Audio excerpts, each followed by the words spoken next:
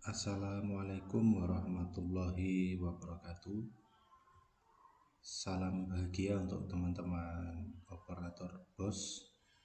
Semoga selalu dalam keadaan sehat dan bahagia. Kali ini saya akan melakukan tutorial cara pengisian ESPT pajak daerah, karena masih banyak teman-teman yang bingung. Nah, langkah pertama yaitu kita buka Google Chrome dulu. Nah, kemudian kita masukkan alamat websitenya, yaitu esptpd.bapenda-lamongan.com. Nah, ini teman-teman yang penting, kalau teman-teman alamat ini langsung di enter, nanti bukan alamat yang kita tuju, yang kita dapatkan, tapi alamat yang lain. Jadi harus ditambahi home login. Nah, seperti ini teman-teman, agar lebih mudah. Kalau saya biasanya saya simpan di notepad alamat-alamat seperti ini, jadi ketika kita butuh mudah. Langsung kita enter. Nah, muncul seperti ini teman-teman. Nah, kalau yang muncul seperti ini berarti alamatnya ini sudah benar. Nah, kemudian masukkan saja username dan passwordnya. Nah, kalau sudah username dan passwordnya, klik masuk. Nah, terus cara ngisinya bagaimana? Ini kalau sudah masuk di berandanya seperti ini, untuk mengisi formulir atau membuat ID billing, maka klik formulir, klik pajak restoran ini teman-teman. Kita tunggu. Nah, ini sudah muncul. Nah, ini biasanya muncul seperti ini. Nah, kalau sudah dibayar, muncul tulisannya sudah dibayar. Kalau belum, ya belum di statusnya ini. Terus untuk membuat ID billing bagaimana? Kita klik tambah. Nah, tambah. Nah, teman-teman, ini yang penting. Nah, di sini yang kita isi cuma 4 item atau 4 tempat, ya. Kalau di tutorial yang bentuk PDF itu kan sudah saya kasih panah. Ini 1, klasifikasi restoran, 2, kegiatan ini, terus yang ketiga nominalnya ini, dasar pengenaan pajak DPP, terus kemudian yang terakhir yang 4, masa pajak. Nah, kita isi yang pertama dulu teman-teman. Yang pertama ini wajib diisi yang nomor 5, yaitu lain-lain. Nah, ini wajib teman-teman ya, jangan pilih yang lain tapi pilih yang ini. Terus yang kedua, untuk kegiatan ini disesuaikan dengan yang ada di BKU, jadi biar sinkron. Nah, misalkan di BKU teman-teman itu ditulis kegiatannya makanan dan minuman, kegiatan jalan sehat. Nah, ya tulis saja. Intinya ini harus sama dengan yang tertulis di BKU. Jadi nanti kalau ada pemeriksaan antara BKU dengan billing pajaknya, itu sinkron jenis kegiatannya, seperti itu teman-teman. Nah, terus kemudian yang kita isi yang ini, kode rekening, nilai kegiatan ini dikosongin saja. Terus kemudian dasar pengenaan pajak. Nah, dasar pengenaan pajak itu berapa nilai belanjanya? Misalkan anggap saja 500.000 gitu ya. Nah, 500.000, nanti di pajak terutangnya ini dicek, ini langsung muncul kok seperti ini.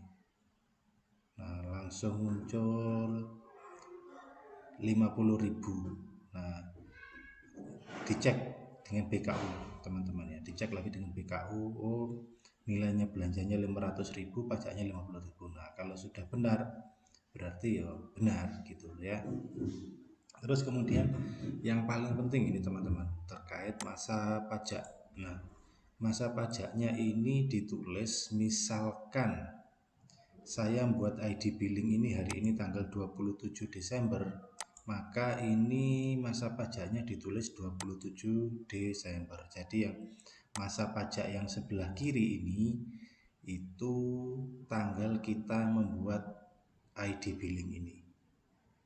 Nah, jadi misalkan teman-teman buatnya tanggal 28 Desember ya ditulis tanggal 28 Desember seperti itu.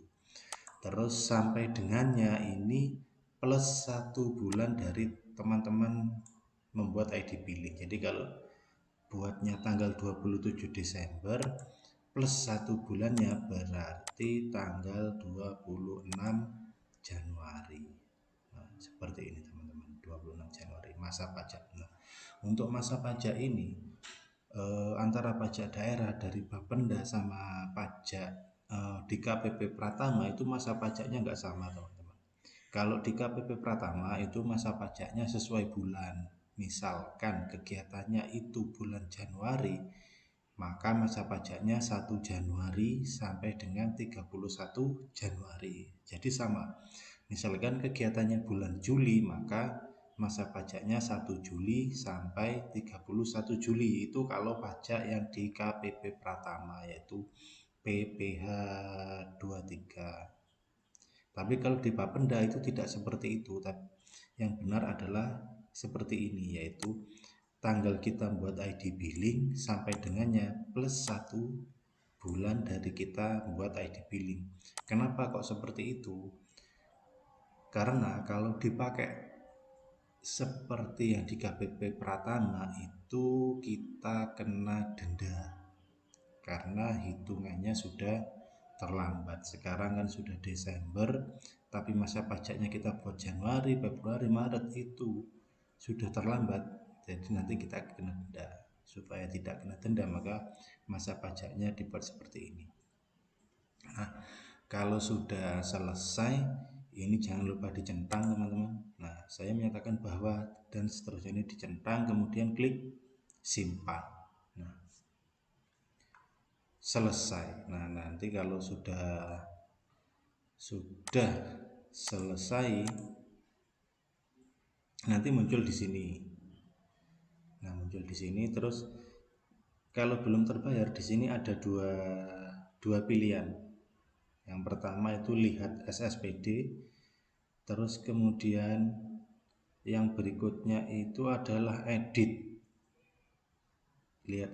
Yang pertama, saya ulangi, yang pertama lihat SSPD, yang kedua itu edit, terus yang ketiga itu download. Nah, misalkan kok ngisinya tadi salah, bukan 500.000 tapi 600.000, itu masih bisa diedit selama belum dibayar. Nah, kalau sudah diedit nanti disimpan lagi seperti tadi.